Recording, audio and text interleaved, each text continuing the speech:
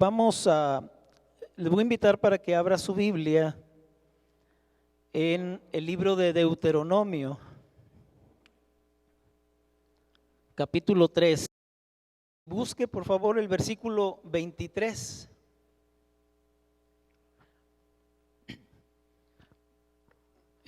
Sabemos, hermanos, que este libro, que es el último libro del Pentateuco, fueron escritos por Moisés. Eso es lo que regularmente es aceptado. Por lo tanto, estas palabras que vamos a leer del versículo 23 al versículo 29, intuimos que son palabras de Moisés. Dice la palabra de Dios, hermanos: y oré a Jehová en aquel tiempo, diciendo: Señor Jehová, tú has comenzado a mostrar a tu siervo tu grandeza y tu mano poderosa, porque ¿qué Dios hay en el cielo ni en la tierra que haga obras y proezas como las tuyas? Pase yo, te ruego, y vea aquella tierra buena que está más allá del Jordán, aquel buen monte y el Líbano. Pero Jehová se había enojado contra mí a causa de vosotros, por lo cual no me escuchó. Y me dijo Jehová: basta, no me hables más de este asunto. Sube a la cumbre del Pisga y alza tus ojos al oeste y al norte y al sur y al este, y mira con tus propios ojos, porque no pasarás el Jordán. Y manda a Josué y anímalo y fortalécelo, porque él ha de pasar delante de este pueblo y él les hará heredar la tierra que verás. Y paramos en el valle delante de Bet Peor. Vamos a orar, hermanos. Señor, te damos gracias, Padre, porque, Señor, tú has traído con bien, Señor, a nuestros jóvenes. Les has guardado durante el camino, Señor, les has protegido de todo accidente. Estamos seguros, Señor, que tú has enviado a tus ángeles, Señor, para que en todo el camino les acompañen, Señor, y gracias porque han llegado con bien. Pero también te damos gracias, Señor, porque estamos aquí dispuestos no solamente a entonarte estos cantos que hemos entonado, sino que estos cantos, Señor, hayan preparado nuestro corazón para oír tu palabra. Señor, que tengamos un corazón sensible a tu voz y que podamos no solamente ser oidores, sino también hacedores de tu palabra. Te lo suplicamos, Padre, con acción de gracias, en el nombre de Cristo Jesús. Amén. Hermanos, si nos ponemos un poquito en contexto en el pasaje que acabamos de leer, el libro de Deuteronomio fue el último libro del Pentateuco. Fue escrito por Moisés ya en los límites de la tierra prometida, ya a punto de cruzar a la conquista, ¿verdad?, de la tierra que Dios les había prometido. Dios le había dado al pueblo de Israel la tarea de conquistar la tierra prometida. Y sabemos que esta no era una tarea nada fácil, sino por el contrario, Israel no era un pueblo guerrero, no era un pueblo preparado en cuanto a la lucha, a las armas. Es más, ni siquiera habían salido de la esclavitud en Egipto y ni siquiera podemos decir que ni siquiera traían armas para hacerles frente a los moradores de aquella tierra. Por lo tanto, era una tarea sumamente difícil y compleja. Hasta este momento, hermanos, de la mano de Moisés, ya habían conquistado gran parte del territorio que estaba al este del río Jordán, antes de cruzar el río Jordán. Sin embargo, hermanos, Dios claramente le había dicho a Moisés que a él no se le permitiría entrar en la tierra prometida. Así es que esta parte del proyecto, de aquí en adelante, quedaría en las manos de otro líder, de un líder joven llamado Josué, el sucesor escogido por Dios. Este joven líder, hermanos, había sido pues dramáticamente afectado por su misión con los 12 espías. Él era de los 12 que habían ido a reconocer la tierra que iban a entrar, que iban a conquistar. Y era de los que habían regresado trayendo juntamente con Caleb buenas noticias de ánimo, de aliento para el pueblo. Era de los que decían que con el auxilio de Dios la tierra era conquistable. Y por ese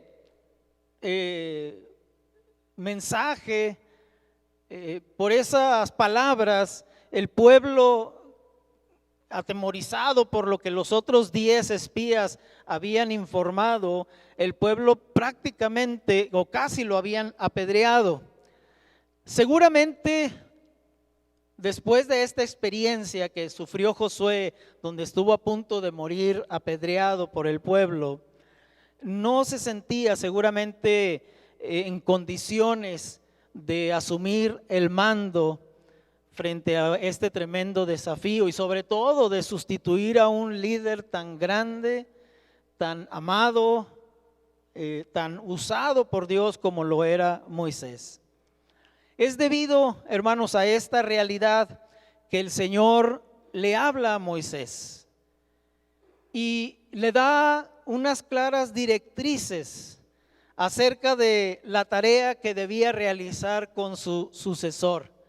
Antes de cederle o delegarle la tarea de dirigir al pueblo en la conquista, Dios le da a Moisés instrucciones para que a su vez él pueda compartírselas a Josué, su sucesor. Y estas instrucciones o estas palabras incluían 3 cosas. La primera de ellas, versículo 28 que leímos, dice: y manda a Josué, o encarga a Josué. La segunda, y anímalo. Y la tercera, y fortalécelo, porque él ha de pasar delante de este pueblo y les hará heredar la tierra que verás. ¿Qué significan o cuál era la tarea de Moisés con estas 3 instrucciones que Dios le estaba dando? Primeramente tenemos que darnos cuenta de que Dios no dejó en manos de Josué que él adivinara, vamos a decirlo así, cuál era la tarea que tenía que hacer. Ni tampoco dejó en sus manos que él inventara proyectos para que el pueblo conquistara la tierra prometida. Dios le mandó a Moisés que específicamente le explicara a Josué lo que el Señor esperaba de él. Y para cada uno de esos pasos que debía tomar, le proveyó de instrucciones precisas. Podemos darnos cuenta que hay un paralelismo en muchos aspectos entre la historia del pueblo de Israel. Si usted es un asiduo lector de la palabra, se habrá dado cuenta de que hay muchas similitudes y muchos paralelismos entre la historia y la vida del pueblo de Israel y la historia y la vida de la iglesia de todos los tiempos, incluyendo la iglesia actual. ¿Por qué digo esto, hermanos? Porque así como Dios le encargó al pueblo de Israel la conquista de una tierra, a nosotros también, y lo hemos escuchado por muchas partes, que Dios ha llamado a la iglesia también a conquistar. Quizá no una tierra como el pueblo de Israel, pero sí nos llama a una conquista de vidas, de almas, de corazones, de aquella gente que aún se encuentran en esclavitud, que aún se encuentran controlados en sus acciones, en sus vidas, en sus pensamientos por el enemigo de nuestras almas. Y al igual que José y el pueblo, hermanos, también muchos de nosotros, estoy seguro que al igual que Josué y el pueblo, muchos de nosotros nos sentimos inseguros de realizar esa tarea. Nos sentimos incapaces, nos sentimos quizá insuficientes, nos sentimos temerosos para cumplir con esta tarea. ¿Se ha preguntado alguna vez cuál es la tarea de la iglesia? De la iglesia en general. ¿Cuál es? Me refiero a la tarea, porque acciones podemos hacer muchas cosas, como por ejemplo adorar al Señor, como lo hicimos hace un momento. La tarea de la iglesia podemos decir que es ofrendar y sostener el ministerio. Podemos hablar de servir al Señor de muchas formas, pero ¿cuál es el propósito fundamental de la iglesia? ¿Cuál es el propósito, haciéndolo ya más denominacional? ¿Cuál es el propósito de Dios para la Iglesia Metodista de México? Y haciéndolo todavía más local, ¿cuál es el propósito de Dios para la Iglesia El Mesías? Y lo podemos hacer incluso personal. ¿Cuál es el propósito de Dios para mi vida? Para su vida, para cada uno de los que estamos aquí. ¿Por qué estamos aquí? En este mundo, en este tiempo, en medio de esta sociedad y sobre todo en esta congregación. ¿Por qué estamos aquí, hermanos? Y yo creo que si nos vamos a la palabra de Dios, nos daremos cuenta que el propósito cumbre, el propósito fundamental de la iglesia es que hemos sido llamados para glorificar a Dios. Ese es el principal propósito. Y por eso podemos hacerlo de muchas formas. La escritura dice, hermanos, en 1 Corintios 10:31, que si pues comemos o bebemos o hacemos cualquier otra cosa, que todo lo debemos hacer para la gloria de Dios. Ese es el propósito fundamental. No se refiere solamente a cuestiones religiosas o a cuestiones espirituales. Se refiere a cualquier acción, a cualquier trabajo, a cualquier cosa que realicemos. Aún dice la palabra que si dormimos, si descansamos, lo hagamos para la gloria de Dios. Aún si comemos, que es lo más básico de nuestra vida, o si bebemos, lo hagamos para la gloria de Dios. Pero en ese propósito fundamental, hermanos, hay dos tareas a través de las cuales podemos glorificar a Dios de una manera suprema, porque son sus grandes tareas o designios o instrucciones que Dios nos ha dejado, al igual que al pueblo de Israel.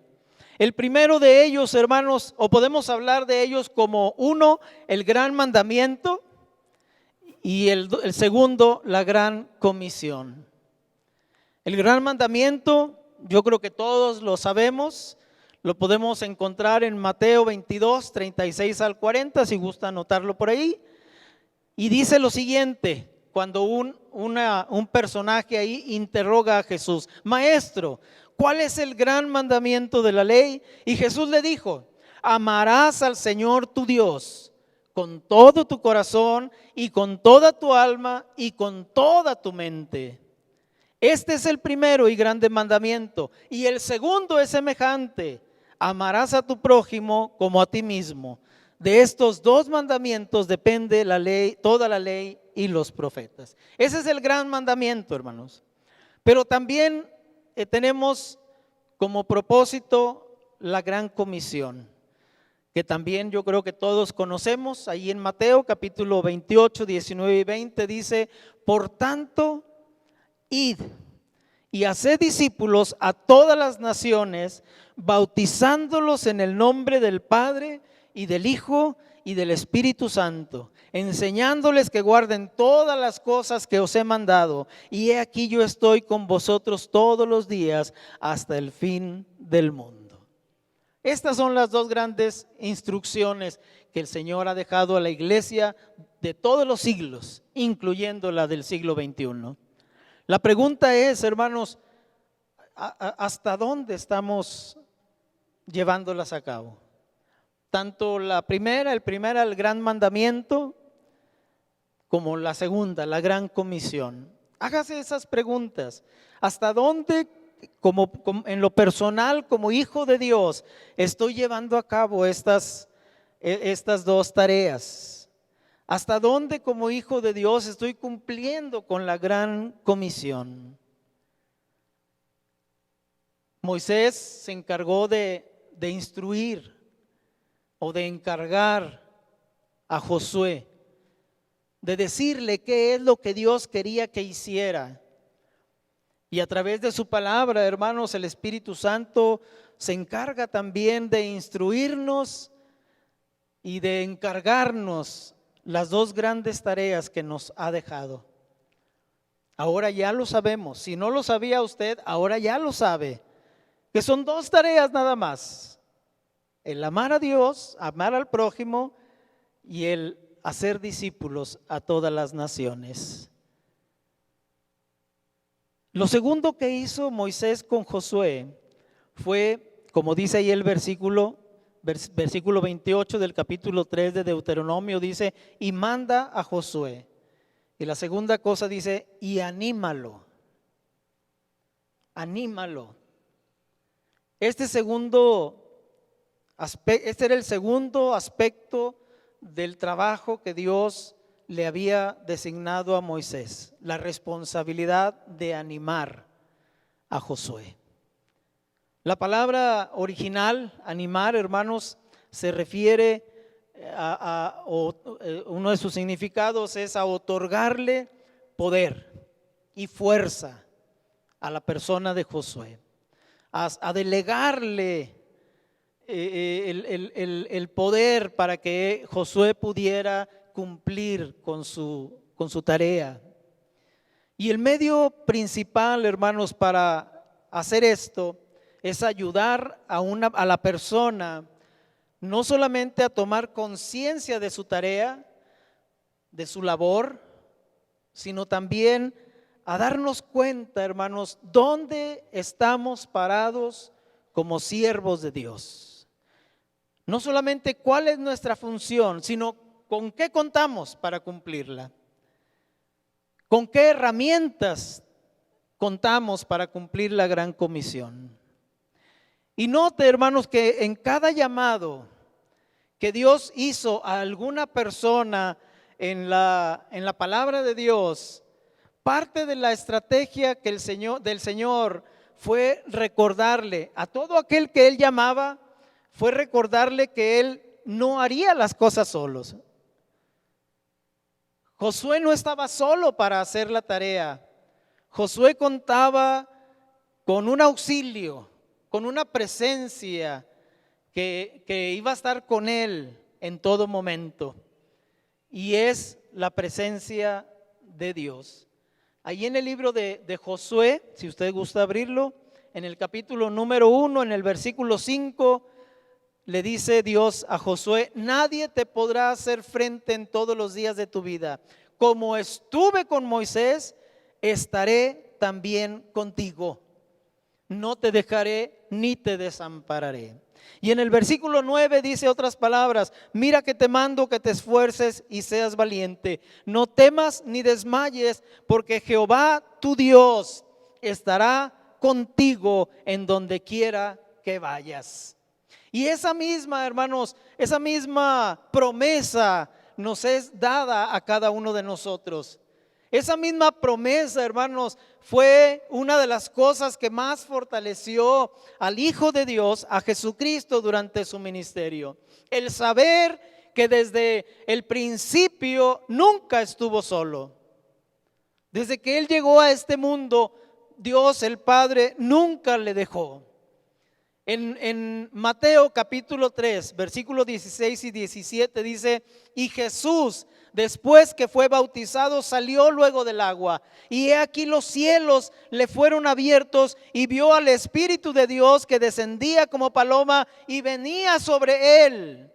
Y hubo una voz del cielo, de los cielos, que decía, la voz del Padre que decía: Este es mi Hijo amado, en quien tengo complacencia. Esas dos acciones, hermanos, el Espíritu en forma de paloma que descendió sobre Jesús, y los cielos abiertos de donde provino la voz del Padre, constatando la personalidad de Jesús como el Hijo de Dios, en quien el Padre se complacía. Eso es lo que llenó a Jesús, o preparó a Jesús para la tarea y el ministerio que iniciaría. En Juan capítulo 16, versículo 32, Jesús declara: he aquí la hora viene y ha venido ya, en que seréis esparcidos cada uno por su lado, y me dejaréis solo. Y continúa diciendo: mas no estoy solo, porque el Padre está conmigo.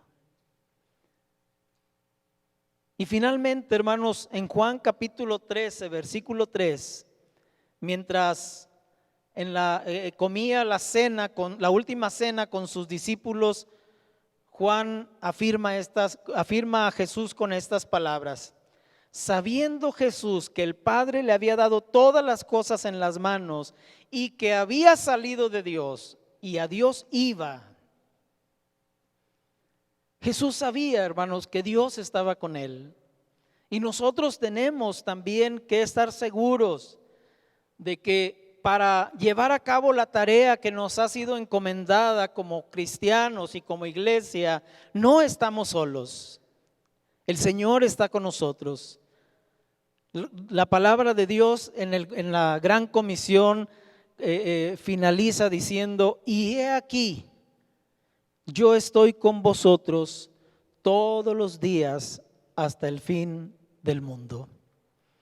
Esta frase, hermanos, si la contextualizamos con todo el pasaje, nos daremos cuenta, hermanos, que esta promesa de la presencia de Jesucristo con nosotros o con la iglesia está en relación directa con la tarea encomendada. No se refiere simplemente a que su presencia va a estar con nosotros, hagamos lo que hagamos o dejemos de hacer lo que tenemos que hacer. No, la promesa está en relación con la realización de llevar a cabo la tarea de hacer discípulos a todas las naciones. Dios no nos ha dejado solos. Él nos anima, esa es su forma de animarnos, que su presencia nos acompaña donde quiera que hablemos el evangelio, donde quiera que compartamos la palabra y el amor de Dios. Y la última cosa, hermanos, que Moisés tenía que hacer con Josué era fortalecerlo. Versículo 28 dice: y manda a Josué, o encarga a Josué. La segunda es: anímalo. Y la tercera es: fortalécelo. Esta era la tercera responsabilidad de Moisés para con Josué.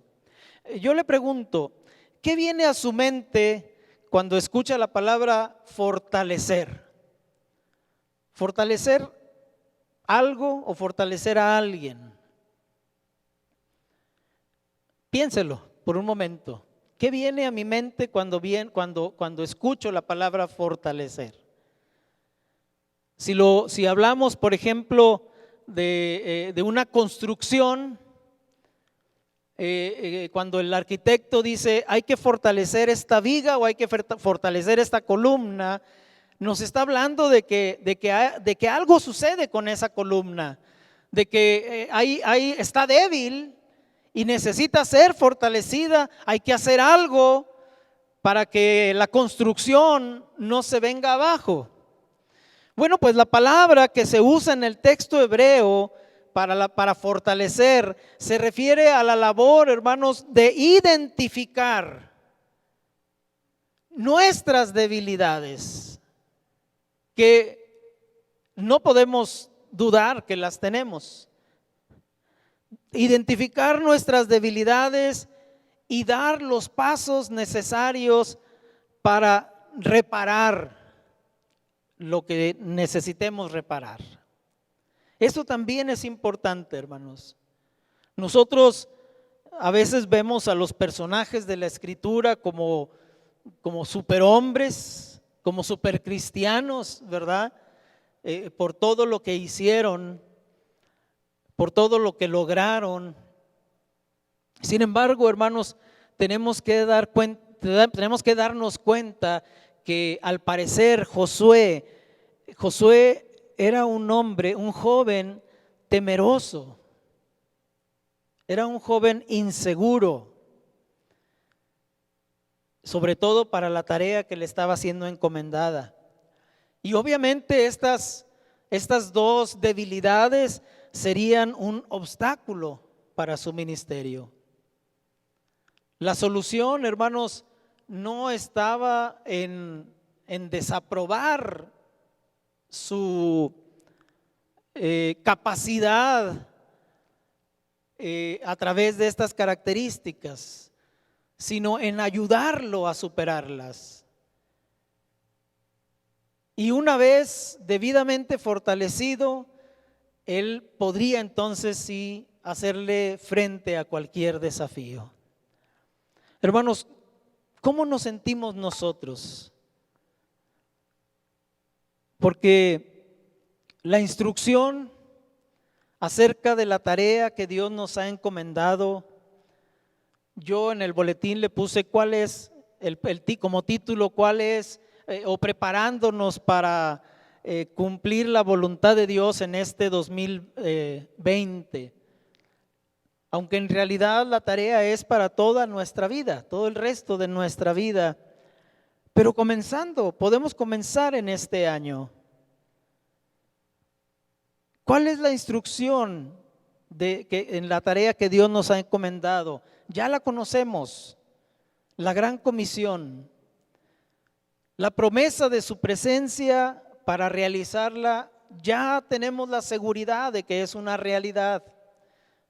Jesús ha prometido estar con nosotros. Pero ¿qué hay respecto a la fortaleza? ¿O qué hay respecto más bien a esas debilidades, a esos temores? ¿Cuáles son tus debilidades respecto a esa tarea que Dios nos ha encomendado y que por lo visto no estamos cumpliendo? O al menos no lo estamos haciendo como debiéramos. ¿Cuál es el principal motivo, hermano, por el cual no le hablas a la gente de Cristo? ¿Por qué, hermano, no estamos haciendo discípulos en lo personal y como iglesia en general? Y yo no puedo hallar otra respuesta, hermanos, más que porque tenemos temor, porque nos sentimos incapaces, porque quizá no sabemos cómo hacerlo.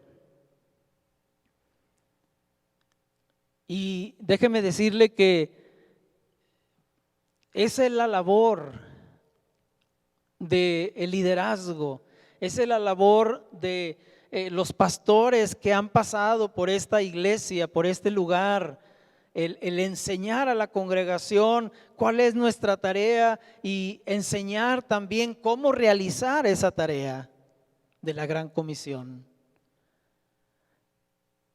Efesios capítulo 4, que leímos al principio, versículo 11 dice: y Él mismo, Jesús mismo, constituyó a unos apóstoles, a otros profetas, a otros evangelistas, a otros pastores y maestros. Y luego dice el propósito por el cual levantó esos 5 ministerios: a fin de perfeccionar a los santos para la obra del ministerio, para la edificación del cuerpo de Cristo. La labor, hermanos, necesitamos cambiar nuestra mentalidad. La labor no es exclusiva de los pastores. La labor no es exclusiva de los maestros de la Biblia. La labor no es exclusiva de los evangelistas. La labor, hermanos, no es exclusiva de los profetas ni de los apóstoles. La labor, hermanos, pertenece principalmente y sobre todo a cada uno de los miembros de las iglesias. Cada uno de ustedes debe ser edificado, debe ser preparado, debe ser capacitado, debe ser animado, fortalecido en sus debilidades para cumplir en conjunto la gran comisión. Esa es nuestra tarea, hermanos, para este año. Esa es nuestra visión para este año. Que podamos convertirnos en pescadores de hombres, que podamos realizar la tarea que nos ha sido encomendada, tarea de la cual Dios nos pedirá cuentas a cada uno de nosotros. Y cuando hablo de compartir el evangelio, hermanos, no me refiero a poner un versículo en la Biblia, en el Facebook o en las redes sociales. Usted lo puede hacer, no le digo que no lo haga, pero nuestra labor no, el versículo no dice que pongamos versículos ahí en las redes sociales. Nuestra labor, la gran comisión es ir y hacer discípulos a todas las naciones. No tenemos tampoco que ir a otra nación, a otra ciudad. Aquí mismo lo podemos hacer con nuestros vecinos, con nuestros amigos, con nuestros conocidos, familiares. El énfasis, hermanos, o uno de los énfasis como iglesia metodista para este año y para este tiempo es practicar el evangelismo relacional. ¿Qué es el evangelismo relacional? El evangelismo relacional, hermanos, no es ir a tocar a las puertas de gente que no conocemos. El evangelismo relacional tampoco se refiere a predicar en una plaza o a repartir folletos en alguna plaza. Tampoco se refiere a realizar campañas evangelísticas multitudinarias. No es dejar de hacer eso, pero el evangelismo relacional, hermanos, es hablarles a aquellas personas, hablarles de Cristo a aquellas personas que conocemos y nos conocen. Por eso digo a su vecino, a su amigo, a su compadre o comadre, a su familiar. Porque Dios nos pone en contacto con esas gentes, no con el propósito nada más de rodearnos de amigos y de no estar solos. Él nos pone en contacto con esas personas, con los compañeros de trabajo, por ejemplo, o los compañeros de escuela o de aula. Nos pone en contacto con ellos para que nosotros podamos compartirles, hablarles del evangelio.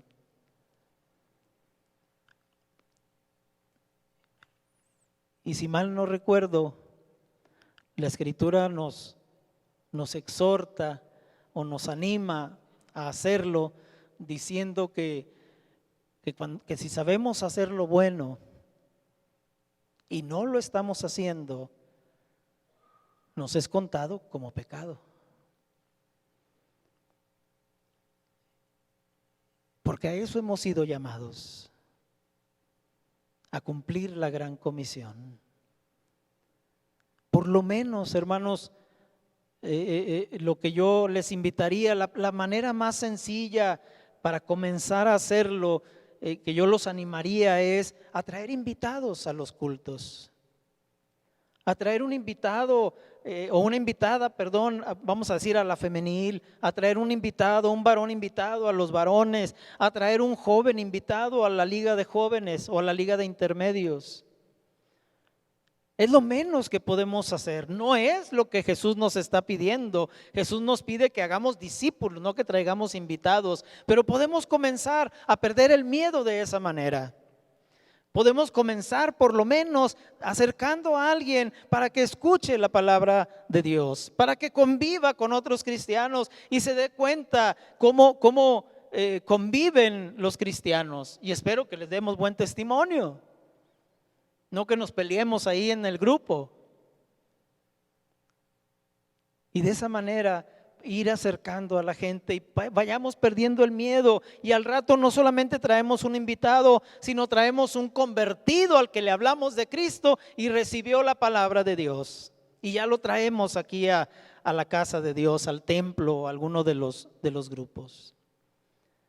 Yo quisiera animar a la congregación, hermanos, a que podamos hacerlo. En los siguientes domingos vamos a desmenuzar un poco lo que es la gran comisión. Esos 2-3 versículos del 18 al 20 voy a estar compartiendo acerca del significado de cada una de las frases que aparecen ahí, para que cobremos ánimo, para que nos demos cuenta el significado, la riqueza y todo lo que Cristo nos está ofreciendo a través de esa tarea que nos encomienda.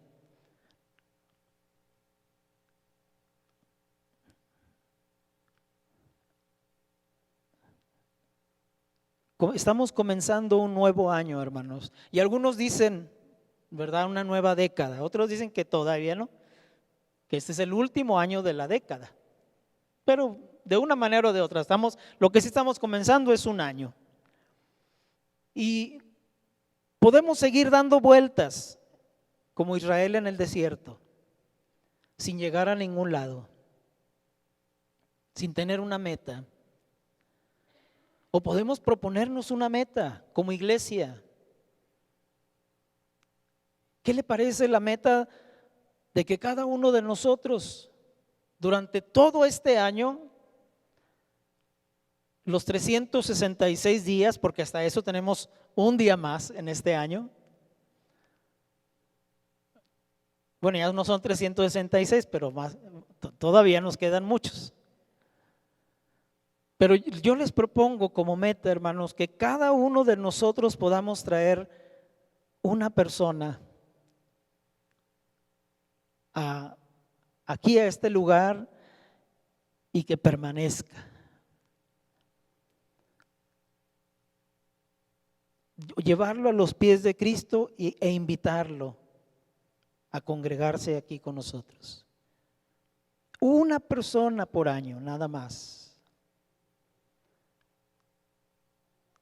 ¿Podemos hacerlo?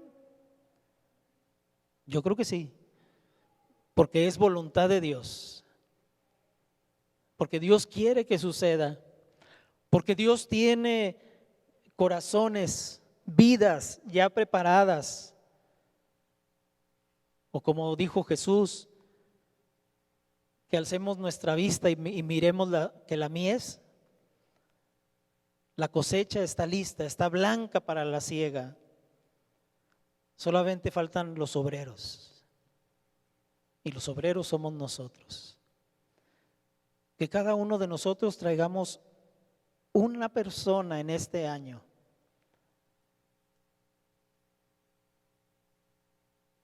Y ganemos uno más para Cristo.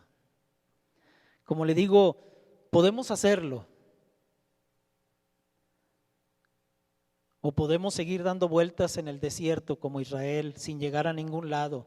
Disfrutando, sí, como el domingo pasado le compartí, disfrutando del cuidado de Dios, que Él va en nuestra barca, ¿recuerda? Sí, esa es la parte bonita del Evangelio, el saber que Dios está con nosotros, que nuestra barca no se va a hundir porque Él está ahí en la barca con nosotros. Ese es parte de los privilegios, pero el privilegio lleva consigo siempre una responsabilidad, y esta es la responsabilidad. Podemos seguir disfrutando de su provisión diaria de maná,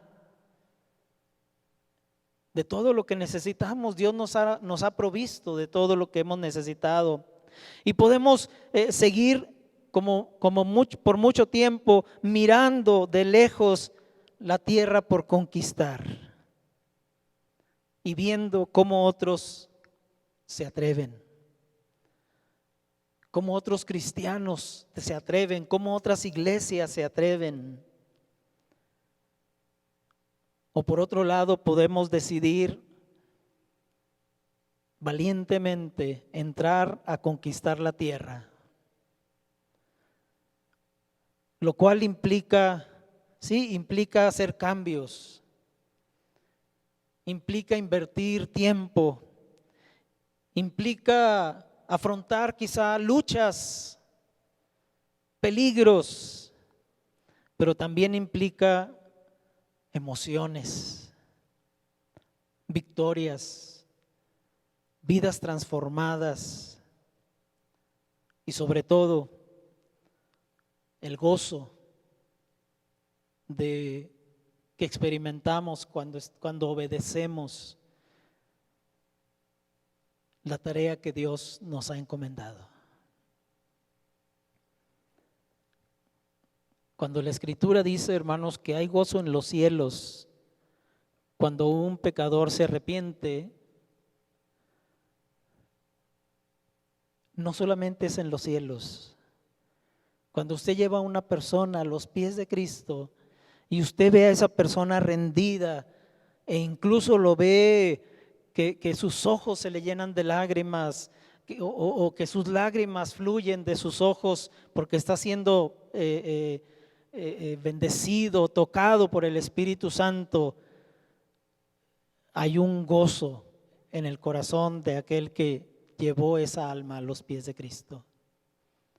El gozo de tener un hijo espiritual.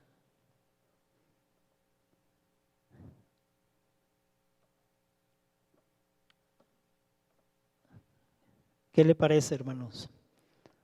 ¿Podremos cumplir con la tarea que Dios nos ha encomendado?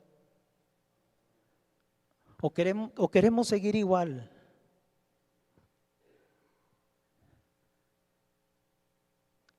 Si nosotros, hermanos, no accionamos, no estamos en peligro de que nuestros corazones se enfríen con respecto a nuestra relación con Dios. Pero si nosotros ponemos manos a la obra y empezamos a hablar su palabra, hermanos, nuestro corazón va a empezar a encenderse, a arder, a llenarse de pasión. Usted se va a dar cuenta de ello. Al principio entonamos un himno. Ese himno es un himno muy hermoso, pero es un himno también de mucha responsabilidad.